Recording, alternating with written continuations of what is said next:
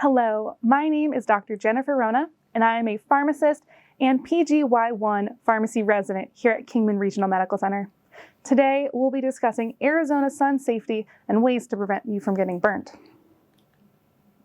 By the end of this presentation, you'll be able to understand why sun safety is important, ways to protect yourself in the sun, and how to effectively treat a sunburn. I want to take a moment to talk about the benefits of being outdoors and being in the sun. Being outside can improve our mental and physical health as we have lots of opportunities for physical activity. But beyond that, being in the sun helps us produce an important vitamin in our skin. Vitamin D is produced in our skin after we're exposed to the sun.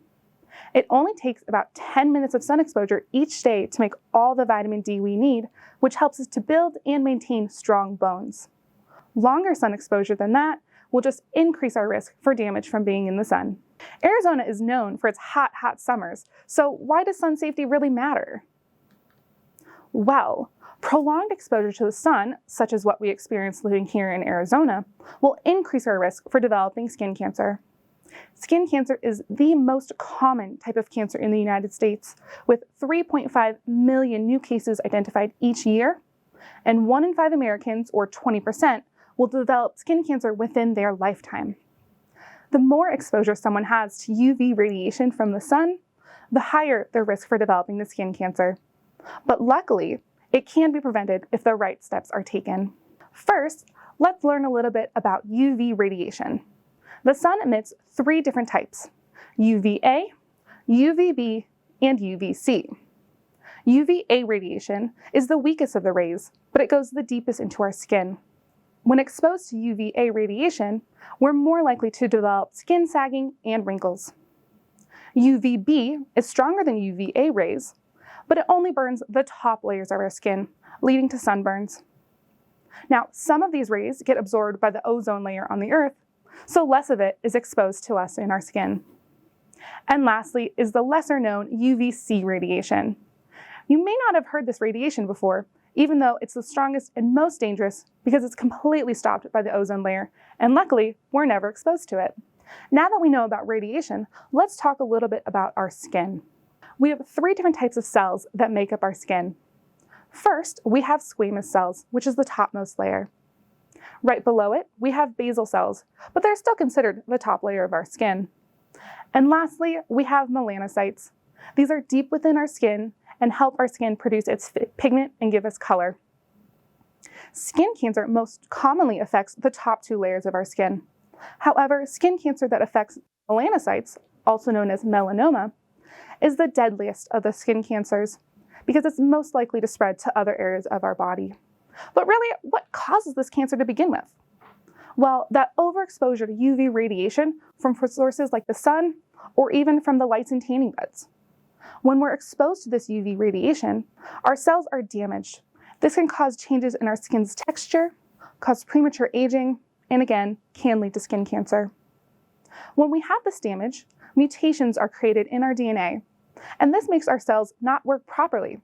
And if these mutations go unchecked, our cells can become cancerous over time.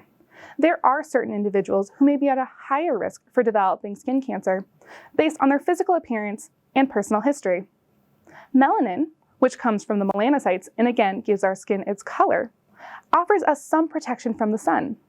People who have naturally lighter eyes, hair, and skin color may have less protection at baseline than others.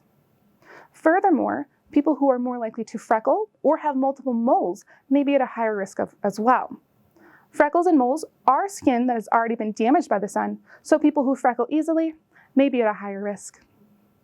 Like many different disease states, cancer can have a genetic component, so individuals who have a family history of skin cancer may be at risk as well.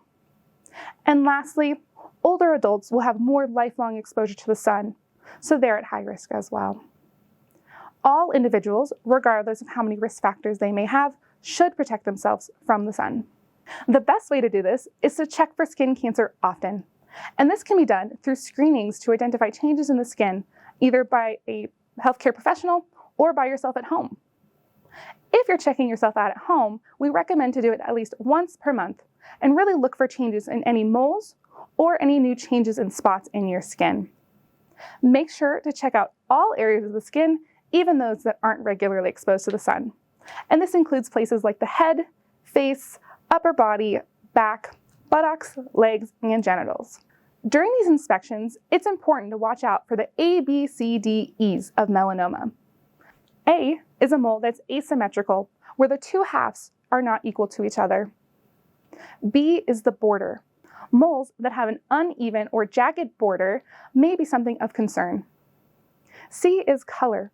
Moles that are of multiple colors or of multiple shades of one color may be something to get checked out. D is diameter. Moles greater than the end of a pencil eraser may be of concern. And lastly, E is evolution. During this time with your inspections, you want to evaluate for any changes or evolutions in any of the previous letters. If you notice any of these changes, it may be appropriate to reach out to a further healthcare professional like a dermatologist. Now, those are some of the long-term effects of sun damage. What really happens in the short term?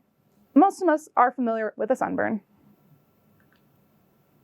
Now, I myself have gotten many sunburns in my lifetime, but what really causes it? Now, when our sun is exposed to the UV radiation, our skin cells can die. With that, blood flow is increased to our skin to help clear away those dead cells. And that increased blood flow is what causes the redness, swelling, and inflammation we know with a sunburn. Now, eventually that sunburn will heal. But again, if those dead cells are mutated and they don't get cleared away, it is possible that they may become cancerous. There are some medications you may be on which may make you more sensitive to the sun and more sensitive to developing a sunburn.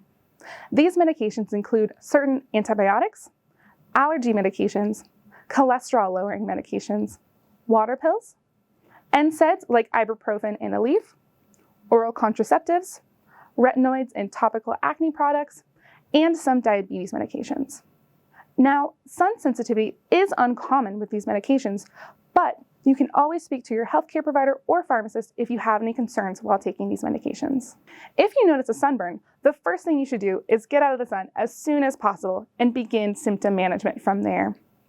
There's no immediate cure for a sunburn. However, the symptoms can be very easily cared for. Pain can be managed without medications through the use of frequent cool baths or showers. This can help alleviate some of the pain for the burn for a short period of time. Afterwards, the skin should be pat dried, not rubbed, which can cause more pain, and a small amount of water should be left on the skin. This water is important to help combat dryness. After having a sunburn, the skin can become very dry, so it's important to apply a moisturizer after bathing to help trap that excess water. Also, you may be more likely to be dehydrated from having a sunburn, so it's important to drink extra water, although there's no recommendation on how much more water you should drink. The burning pain can be managed by using a moisturizer which contains a cooling agent like aloe vera or soy. It is important that we want to avoid certain over-the-counter products that have the word cane in their name. These products may irritate the skin or cause allergic reactions. These products include things like Icy Hot and Aspercreme, so it's important to be aware of what medications you are using for your symptom management. The pain, redness, swelling, and discomfort of a sunburn can also be managed with medications, including our over-the-counter pain relievers. These include our products like aspirin, ibuprofen, and Tylenol. But do keep in mind, Tylenol does not help with swelling. For people who may experience itching with their sunburn, you can also apply a topical cortisone cream, which can help as well. I want to take a moment to break down the dosing of our over-the-counter pain relievers. Now, this dosing we'll talk about today is dosing for adults. If you have a small child who has a sunburn and you want to use an over-the-counter pain medication, please refer to your pediatrician for further dosing. In terms of medication dosing for ibuprofen, we recommend using 200 to 400 milligrams every 4 to 6 hours as needed, with a maximum daily dose of 1,200 milligrams per day. Do not take ibuprofen for more than 10 days in a row due to an increased risk of side effects.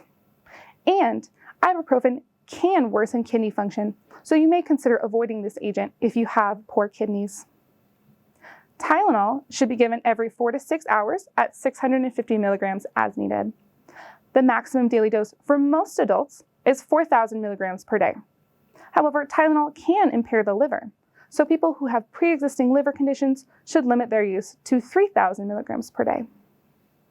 And aspirin should be used at 325 to 650 milligrams per day. And aspirin should be used at 325 or 650 milligrams given every 4 hours as needed, with a maximum daily dose of 3,900 milligrams per day. It is important to not use aspirin in children or adolescents under the age of 12 due to the risk of a condition called Reye's syndrome that can occur in these populations. When taking these medications, it's important to be aware of possible side effects, and the common one is bleeding. That means looking out for things like dark, tarry stools, or possibly a cut that's difficult to stop bleeding. Now, please reach out to your provider or pharmacist for further questions about the right over-the-counter pain medication for you. And the last symptom that may occur with a sunburn is blistering. If a sunburn blisters, that means it's more severe and possibly a second-degree burn. The fluid that's collected in the blister helps to prevent the damaged skin underneath from irritation and infection. So it's important to avoid popping the blisters as much as possible and allow them to heal naturally. Overall, the best way to treat a sunburn is to prevent it from ever happening. UV protection is important all year long, even on days that are cool or cloudy. The sun's rays are also reflective off of many different surfaces, including water, cement, sand, and snow. So it's important to have protection from all different angles. And the sun's rays are the strongest between 10 a.m. and 4 p.m., so it's particularly important to have coverage during that time. Now, protection is the best when you have multiple different areas of coverage all at once. And the best way to remember ways to protect yourself is through the cool name of slip, slop, seek, slide, and slap. The first thing we want to do is slip on some protective clothing that covers as much exposed skin as possible. Preferably, you want to choose tightly woven, dry clothing to offer the best protection. Now, on this image on the right, I have some examples of different types of clothing, and you can see that most of them are pretty holey. The best example of coverage is the bottom left, because you can't see the holes and the sun's rays won't leak through. A test to see if clothing is appropriate to wear in the sun is to hold the cloth up to the light, and if the light shines through, it's not the best choice. Furthermore, you also want to seek shade whenever possible. It's still important to use other methods of protection, like using sunscreen and having those protective clothing, even when you're in the shade. Next, we want to slap on a hat with a wide brim, and the brim should be wide enough to cover the face, neck, and ears. The type of hat you choose is important as well, because hats with holes, like straw hats, will still allow the sun's light to come through, increasing your risk for exposure. Also, baseball caps may not provide protection against the neck and the ears, and additional protection may be needed for those areas. We also want to slide on some sunglasses that offer both UVA and UVB protection. Most sunglasses made today have the standard of UVA and UVB protection. And lastly, we want to slop on a liberal amount of broad spectrum sunscreen. This means it's sunscreen that protects against both UVA and UVB radiation. Now, when choosing an agent, we want to select a sunscreen that has an active agent that's broad spectrum. And some of these include zinc oxide, titanium dioxide, avobenzone, and mixoryl, although there are other active agents as well. There are two different types of protection when it comes to sunscreen: mineral and chemical. And we'll start with the chemical first. Our active ingredients that work with chemicals is avobenzone and mixoryl. These work by absorbing the sun's rays before they even reach your skin. And it does this by converting the rays to heat. Generally, these types of sunscreens are very light and sheer on application. However, they may be irritating to those with sensitive skin or acne-prone skin. I want to take a moment to address some concerns that there may be with chemical sunscreens, particularly regarding some different agents including oxybenzone, octocrylene, and octinoxate. These different ingredients have been found to cause endocrine disorders if they're absorbed at very high doses. Now, this testing has been done at doses much higher than people would get from normal exposure, so it's very unlikely that someone will get one of these conditions using this sunscreen as normally directed. Also, there have been some recent recalls to sunscreens as well. These recent recalls have been in relation to a chemical not related to the sunscreen itself, but to a propellant with our sunscreen sprays. At this point in time, the effective products have been removed from the market. However, if you have concerns, you can reach out to a pharmacist or provider about further information with drug recalls. And there's also concerns with environmental use of chemical sunscreens. Some researchers have suggested that use of these sunscreens may cause damage to coral reefs. However, this has not been extensively studied. Overall, chemical sunscreen is safe to use and is not harmful when used at appropriate amounts. However, again, you may speak to your pharmacist or provider if you have further concerns. Our other type of sunscreen protection is our mineral sunscreen, and these active ingredients include zinc oxide and titanium dioxide. These work by creating a protective barrier against your skin that reflects the sun's rays away from your skin. The main concern with mineral protection is that you may not produce as much vitamin D because the sun's rays are not absorbed and they're reflected off. Now, you may remember early lifeguards slathering some thick, white, goopy substance on their noses, didn't really rub in. Now, those were early mineral sunscreens. Now, modern products are much easier to rub in and much less likely to leave you with a white nose. These are the preferred agents to use in children and those with sensitive skin. Once the type of sunscreen is chosen, it's important to choose an appropriate SPF or sun protective factor as well. SPF is a measure of how much longer you can spend in the sun while wearing sunscreen compared to how long you can spend in the sun without sunscreen. Many people believe that the SPF will tell you how long you can spend in the sun. For example, you may believe that an SPF of 30 means you can be outside for 30 minutes before reapplying. However, this is not true. An SPF of 30 indicates that you can spend 30 times longer outdoors with protection than you could without protection. So it's important to know what that means for you and your family. When choosing an SPF, it's recommended to select a product with at least an SPF of 30 or greater, and higher numbers mean more protection. There's little difference in coverage once you have an SPF greater than 30 though. An SPF of 30 will stop 96.7% of UVB radiation, whereas an SPF of 50 will stop 98% of UVB radiation, so not much difference there. And in terms of UVA protection, UVA will penetrate regardless of how high the SPF is. However, having any broad spectrum agent will help stop some of these rays as well. Let's take a moment to discuss how to apply sunscreen.